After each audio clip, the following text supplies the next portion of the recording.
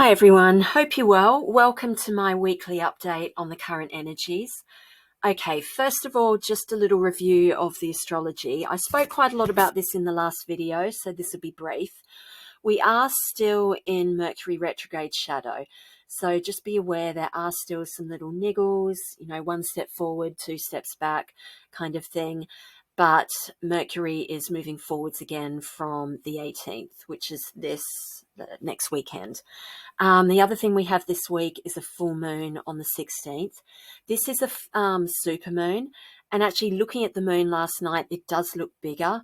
Supermoon just means the moon looks bigger because it is closer to Earth. So the pull on us is even stronger. So you may be feeling extra emotional, or people around you may be, and that could be part of the reason why. So do be aware of that.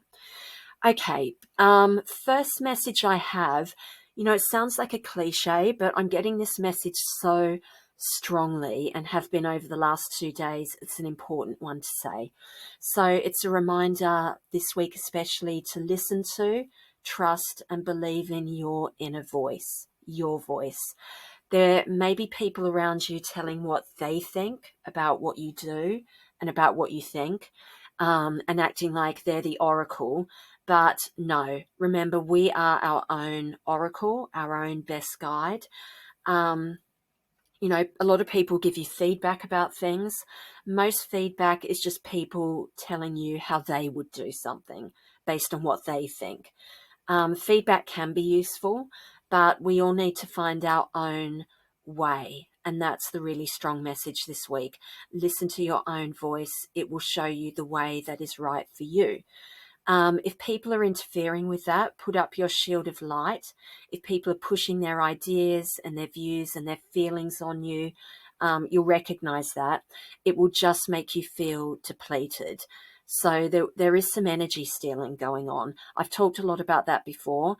It may not be intentionally malicious, but it will deplete you. So protect yourself and follow your inner voice. There could be... like I say, there could be people with the best intentions, but just because you know their intentions are good doesn't mean you need to take what they're saying on board if it doesn't resonate for you. So that's the first message today. Came through really strong, so just be aware of that. I read Gary Janetti. He's this American comedian on Instagram. There aren't many people I follow, but I find his sense of humor really dry and funny. And one of the things he posted recently said, I am doing a cleanse, but of people. So any toxic people around you, cleanse them. Okay. Next message now is about white light. So I've put a picture of someone on the bottom left here. You can see blasting white light out of their hands. And I feel like that's a useful technique for us this week. So if you have a situation this week that's difficult or worrying or stressful, blast light at it.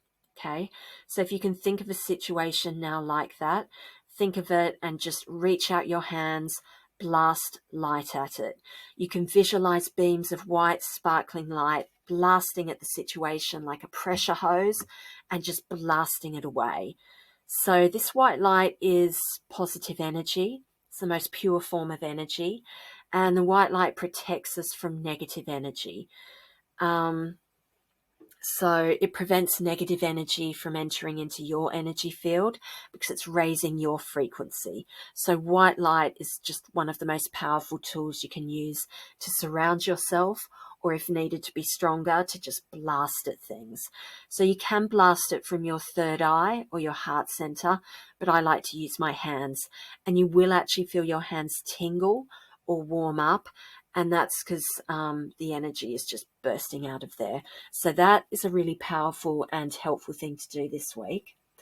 Another thing I wanted to mention is a book by Dale Carnegie. I believe it's from 1948 called Stop Worrying and Start Living. There's some really good advice in this book. I've got the highlights from it, like the chapter headings on some of the next slides, but I'm going to leave that to the end.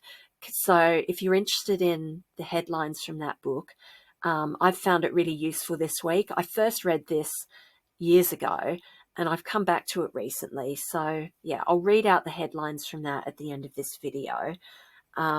Okay, so the next thing I wanted to talk about is 2 songs. I'm going to put the link to the songs. These are my songs of the week that have come to me this week. First one's called Evaporate by Gabrielle Aplin. And the message from the lyrics here is, who or what for you makes your troubles just smash and evaporate and gives you a sense of strength and renewal? Okay. In the lyrics to that song, she uses the word smash. That's why I'm using it. So what just smashes your troubles away and makes them evaporate? Really try and be aware of what that is. That's a really positive, powerful thing in your life, and just give some gratitude for that this week. Second song is Amazing by Alex Lloyd, an Australian singer. So think about who or what in your life is amazing and fills you with joy, wonder, and energy. And again, give gratitude for that this week. Know what it is, pinpoint what it is, and be grateful for it. So, where in these challenging times have you found magic? And despite all the challenges, things that you wouldn't change because the pressure of it has created a diamond. It's another thought. One other thought linked into this song. What are you moving on from that perhaps was amazing, but is now over? And this thing has helped to create the new you, the way you've evolved to be the way you are now. Okay, so they're my thoughts connected to those songs and the lyrics of those songs. Our crystal for the week is Tiger's Eye. So Tiger's Eye is all about protection. In the picture on the right here, I've got my 3 tiger's eyes. The one on the bottom is the one I'm holding at the moment. That's the one I'm feeling most strongly at the moment. So that's yellow. It's a very yellow one. The middle one's another yellow tiger's eye with more black on it. And the top one is a red tiger's eye for grounding. So it's all about protection this week, and that's been the theme of most of my messages. So let Tiger's Eye fill you with strength and power and allow you to feel strong inside yourself. So you have that strong inner strength and knowing that you are steering your own ship, and that 100% faith in your own inner voice, hearing that inner voice and following that inner voice with complete trust and positive expectation for what's next. Okay, that is the message of the Tiger's Eye this week. So I've also put the picture of the tiger because that's reminding us, this week, if you are really pushed, you may need to speak up, like roar at the people trying to push and perhaps harm you. So where you need to this week, send out and speak a clear message, even if it's just mentally, of no. Okay, so to other people, no, you don't say that. You don't do that. I don't accept it. I'm not allowing that into my mind, my thoughts, my energy field. It stops here. Okay, so that's the message from the crystals. Card I pulled for us this week is a really dynamic card, which is the Knight of Wands. So he's all about taking action. So we're being asked this week, what action do you want to take, or what action do you need to take? And also, is anything holding you back from this? So where that's the case, breathe into the situation. Breathe your prana, your life force into the situation.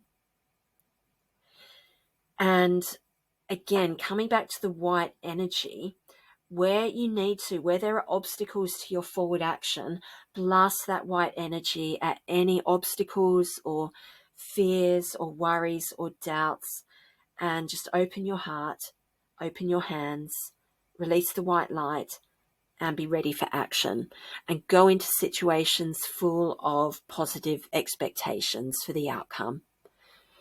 Okay, everyone, so they're my messages for the week. I hope you have a good week, and I will be back again next weekend. For those of you interested in the headlines from Stop Worrying and Start Living, keep listening, and I'm just going to click through them. I don't agree with all of them, but some of them I really do. Some of these messages I have found really helpful. So I'm just going to read them out to you. Some of the wording is a little bit like old-fashioned language, because it was written in the 40s in America. But I quite like the way a lot of these ideas are phrased. So the first chapter is fundamental facts you should know about worry. Number 1, live in day-tight compartments. Don't stew about the future. Just live each day until bedtime. So that is one day at a time, one step at a time. Rule 2, what is the worst that could happen? Prepare yourself to accept the worst, and then calmly try to improve on the worst, which you have already mentally agreed to accept. Rule 3 is about your health. Remind yourself of the price you can pay for worry in terms of your mental and physical health. Those who do not know how to fight worry die young. Okay, second chapter is basic techniques in analyzing worry. Number 1 is about getting the facts. Half the worry in the world is caused by people trying to make decisions before they have sufficient knowledge on which to base a decision. This is the idea that half the things we worry about never actually come to pass. Rule 2, after carefully weighing all the facts, come to a decision. Rule 3, once you've reached the decision, act on it. Get busy and keep busy carrying out your decision and dismiss anxiety about the outcome. Rule 4, when you're tempted to worry about a problem, write out or reflect on these questions. A, what is the problem? B, what is the cause? C, what are all the possible solutions? And D, what is the best solution? Okay, chapter 3, how to break the worry habit before it breaks you. 1, get busy and keep busy. Crowd that worry out of your mind by keeping busy. That one I find really useful. That's probably my number 1. 2, don't fuss about trifles, little things. Don't let them ruin your happiness. Notice them, release them, and move on. 3, use the law of averages to outlaw your worries. What are the odds of this thing happening at all? Again, that idea of half the things we worry about never actually come to pass or happen as badly as we think they will. Rule 4, cooperate with the inevitable. If you know you can't control something, just accept that that's the way it is. That's that idea of changing the things we can, accepting the things we can't, and having the wisdom to know the difference. Rule 5, put a stop-loss order on your worries. Decide just how much thought, anxiety, mental energy you will put into one thing and refuse it to give any more. And rule 6, let the past bury its dead. Don't sow sawdust. When something is over, when you can't change it, release it. Okay, next chapter is 7 ways to cultivate a mental attitude that will bring you peace and happiness. 1, fill our minds with positive thoughts, peace, courage, health, and hope, because your thoughts create your life. Thoughts have an energetic frequency, and the things around us change frequency to match that. So keep your thoughts, your frequency, your energy, your vibration high. Rule 2, don't try and get even with enemies, because that will lower your energy. You'll hurt yourself more than you hurt them. Any negative thoughts you're carrying around, any anger, is actually hurting you because it's lowering your vibration. So do what you can to release and raise your frequency. Rule 3, instead of worrying about ingratitude, expect it. Don't expect gratitude, don't expect praise. When you give to others, do it for the joy of giving. Rule 4, count your blessings, not your troubles. Look on the bright side. Be aware of both. There's both in everybody's life, but focus on the positive and have gratitude every day. 5, don't imitate others. Find a way to be yourself and love yourself the way you are and the things that make you unique. Rule 6, when fate hands us a lemon, try to make lemonade. Find the positives, look for them, make that effort. Rule 7, forget about your own unhappiness, but try and focus on creating happiness for others, and that in turn will help you. When you are good to others, you are the best to yourself. Okay, next chapter, how to keep from worrying about criticism. Rule 1, unjust criticism is often a disguised compliment. It means that you've aroused jealousy and envy. No one ever kicks a dead dog. So that's that idea of, if people are talking about you, then that's better than them not talking about you, because that shows indifference. And another thing I want to add, when people try to silence you, it is generally because they are afraid of what you're saying, because what you're saying is the truth and they don't like it. Rule 2, do the very best you can, then put up your umbrella and keep the rain of criticism from running down the back of your neck. You know you did your best and feel good about that. Rule 3,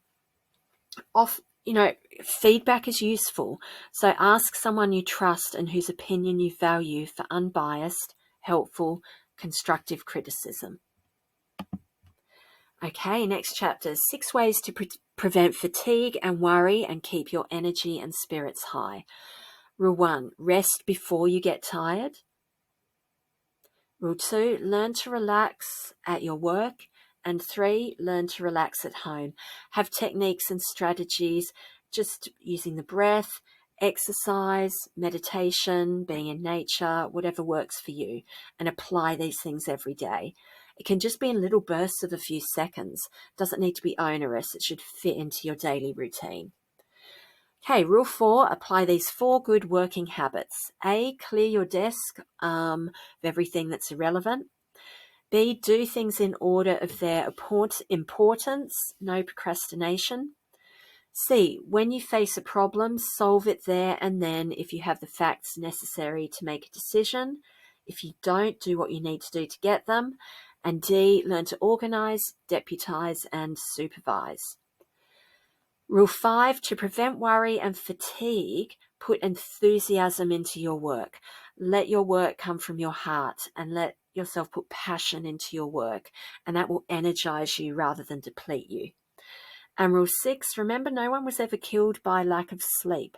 It's worrying about insomnia that does the damage, not the insomnia.